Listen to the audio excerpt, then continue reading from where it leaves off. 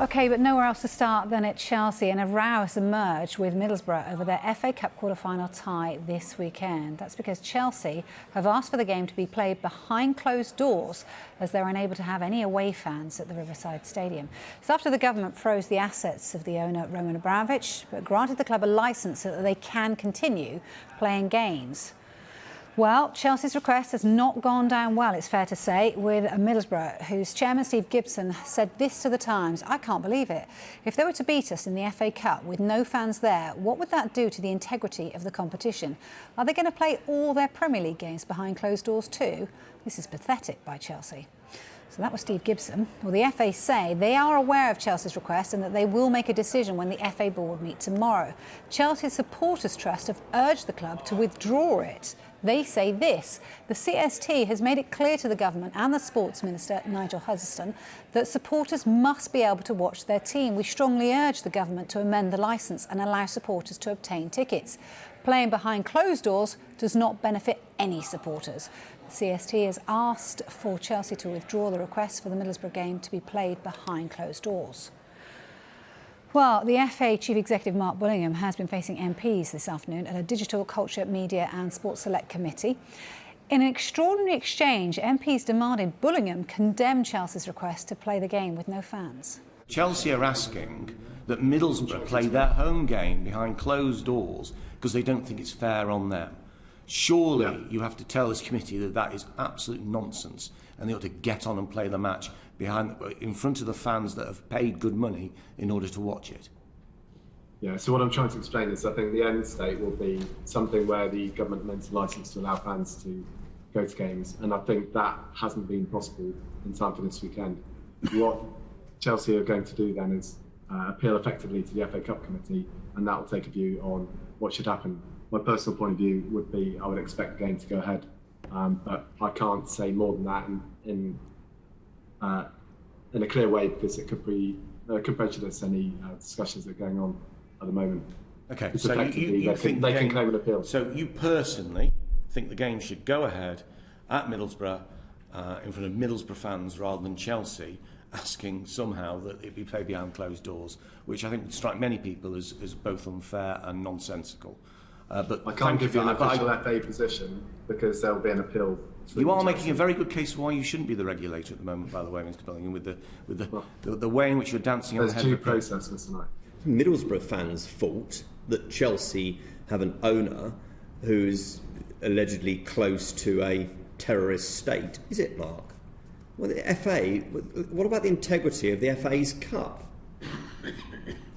The oldest cup competition in the world. Can you show us a little bit of integrity for your own competition? My point was there's a due process that will be followed, and I'm sure they'll get to the right conclusion today. Well, you can sort the due process right now. Tell Chelsea to get their shin pads on and their boots on and play the damn game. There are proper processes and procedures that have to be followed, so they're effectively instigating a process to challenge the game. I'm sure that we'll get to the right place. I can't give you a formal decision now in the same way that you wouldn't be able to give a decision on something that's effectively going to, for the sake of argument, a court proceeding, because it needs to go through the proper process. I've been quite clear, I think, on where I think it will end up, but I can't say more because it will prejudice that outcome of that proceeding. It was an extraordinary exchange, that, really. Our chief reporter's here, Carve Solco, is joining me all afternoon, which is rather nice. Look, what are the chances then? Let's read between all the lines that were going on there. What are the chances of the FA board actually granting this request from Chelsea? Zero? Close to zero. Yeah. I would say close to zero.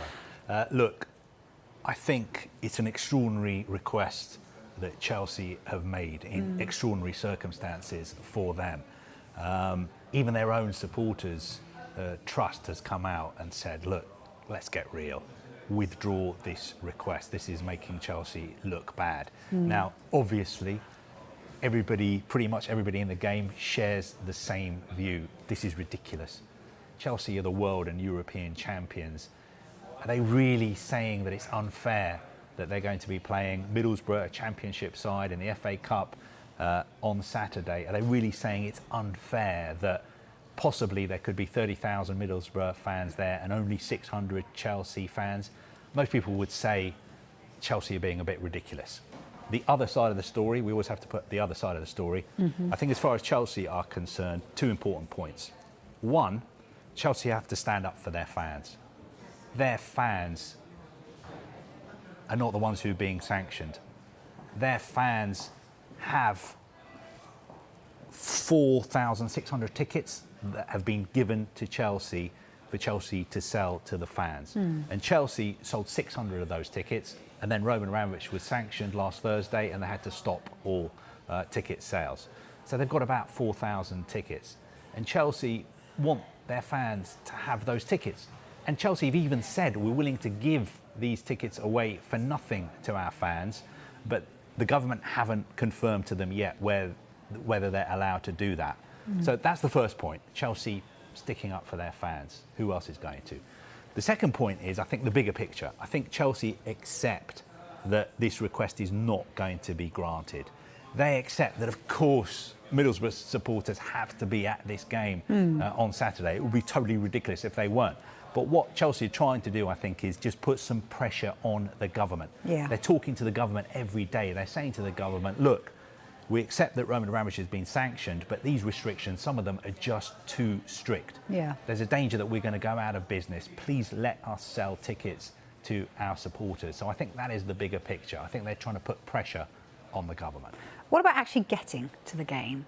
Is there any concerns whatsoever that Tuchel's going to have to get this minibus out and drive them there? You know, well, realistically, there are concerns, because I think some people at Chelsea think that it's going to be very, very difficult for them to get to Middlesbrough on Saturday, because the government have said Chelsea can only spend up to £20,000 to travel to away games.